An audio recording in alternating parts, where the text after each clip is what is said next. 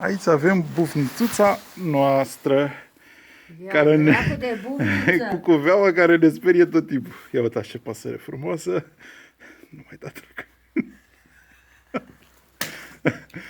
Ți-i-fost, bă.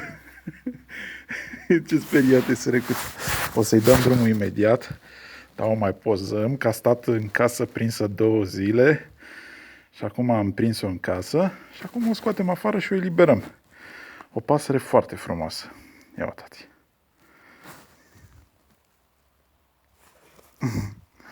Uite ce frumoasă e. Și uite ce cuminte asta, dar cred că e moartă de foame și de sete. Ia uite ce frumoasă e. Ia, hai că-i dau drumul. Hai. Du-te, hai închi. Hai că nu-i dau drumul. Dar alea să le pui la loc. Auziși? Da. Hai.